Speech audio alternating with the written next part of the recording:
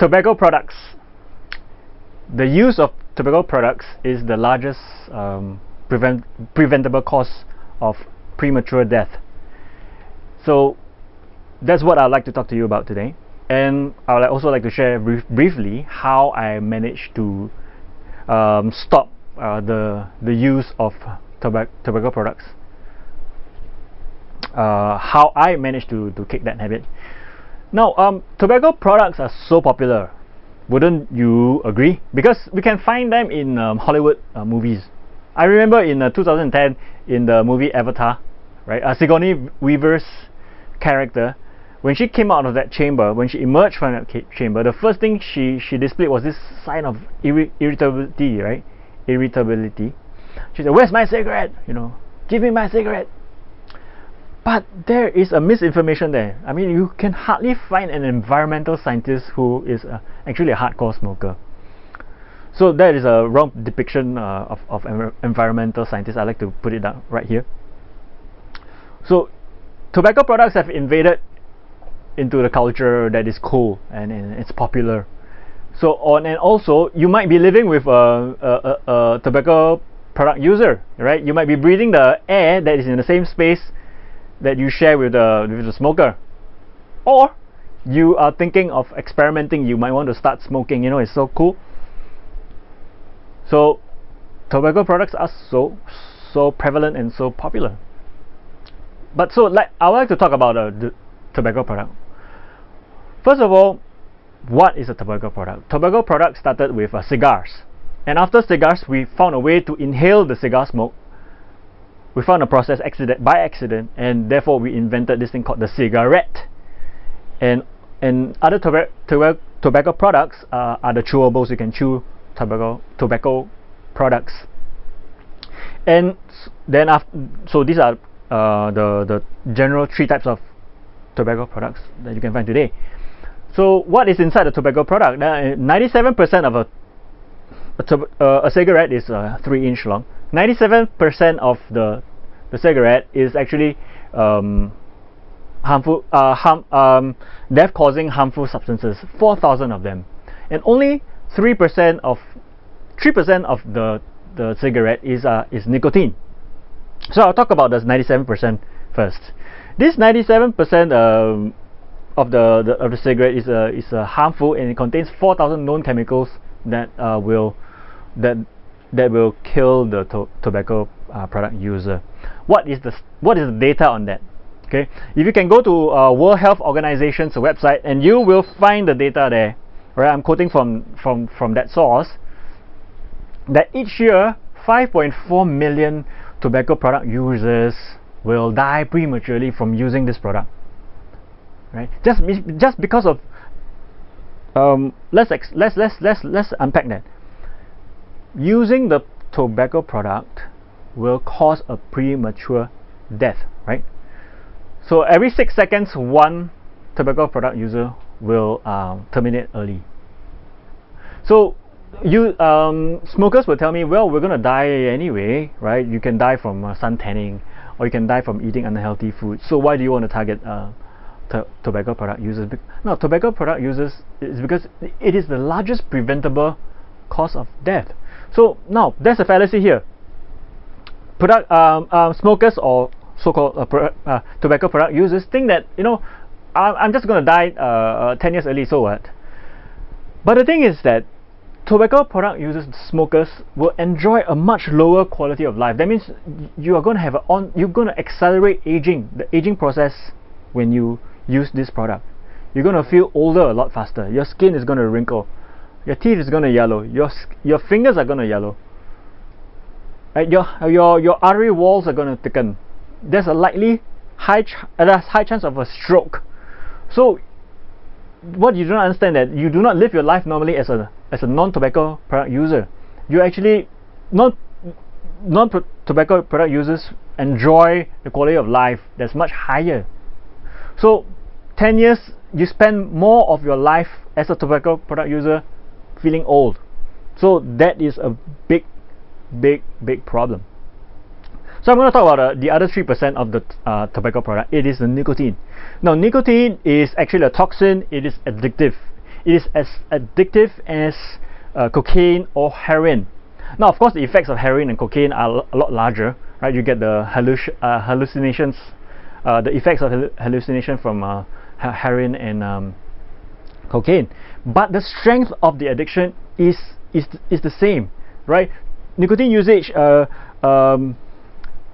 releases dopamine and tells gives a high to the user, and then at the same time, when the nicotine level drops, it signals to the brain that you need more again. So it goes into this very vicious cycle, and it's very addictive to break this cycle. So therefore, doctors and scientists, right, they have spent a lot of time thinking about this problem. Since only 3% of the cigarette is what is the nicotine dependency on these users, why not let's remove the 97% of the harmful substances, right? So they came up with a product called NRT. So NRT is actually nicotine replacement therapy. NRT shortened to NRT. So NRT products just delivers the nicotine portion to the nicotine dependent user, which is usually a smoker. So they come in different shapes and sizes. They have patches, right? And they have patches, which means you put a patch in your skin. You put a patch under onto your skin, and then the nicotine is absorbed and delivered that way. Or you take a chewing gum, delivered that way. You chew the gum and nicotine released, or an inhaler called a Nicorette. So you inhale that and nicotine is delivered that way. Or you have an e-cigarette. Right now, the latest thing is called an e-cigarette. It's an electronic cigarette. The patent for it was in 2003 by a Chinese pharmacist. So it was available the year after that. There was a lot of e-cigarettes that is still a very unregulated product worldwide. But these NRT products will deliver the nicotine to the nicotine dependent users who are also the smokers, right? Now let's do a thought experiment here. Let's say I have the power, right, to make all tobacco users switch to NRT products. Let's say 20 years ago, right, I made the switch. I said all tobacco product users switch to NRT. So if they have done the switch to NRT, right, then then we would have not had the 5.4 million deaths per year from tobacco usage. Now you might ask me, you might question me, what's the link between tobacco usage and death? What's the evidence for that? Okay, the evidence is this: before we have the manufacturing capacity and the mass manufacture of cigarettes, there was no known cases of lung cancer. If there's a lung cancer patient who's dying or died, the doctor will write a circular issue to all the other doctors and ask his students, look, there's a lung cancer case. It's really rare. You got to take a look at it, right? So it's rare to have lung cancer. But right after the mass production and availability of cigarettes into the market, we have a high spike in the numbers of cases of lung cancer. And in fact, if there was if cigarette or tobacco products was eliminated, the cases of lung cancer would have only accounted for 1/20th of the current cases that we have now. Each year we have about 160,000 cases of lung cancer patients, and all lung cancer cases, most lung cancer patients are almost always very heavy smokers. That is the evidence that links lung cancer with tobacco usage. Now, so what caused me to stop smoking? The earlier version of myself, carefree, right? Not afraid of any risk. We think we live forever, right? So we started smoking. So we picked up smoking, and we are not afraid of dying. But the younger version of me at that point in time reasoned that the older version of me, when I'm 25, when I'm 55 or 60, I will be fearful of death. That version of me will be very risk adverse. If you ask any ex-smokers who quit about 50 or 55, you ask them why did they quit, they will tell you, I'm afraid of the health risk involved in smoking, and so I want to quit. So I told myself, well, why don't I quit now, right? It'd be easier to quit now and reap all the benefits of not smoking. right? And because I know that when I reach 55 and 60, I'm going to make the same decision.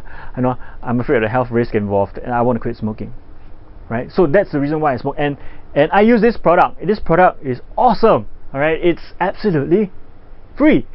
It's called cold turkey. So I went cold turkey. I went cigarettes and without cigarettes.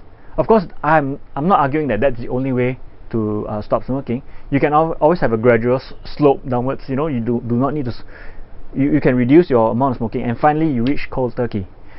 But more important, the reason why I quit smoking is because I knew that I was going to quit smoking anyway.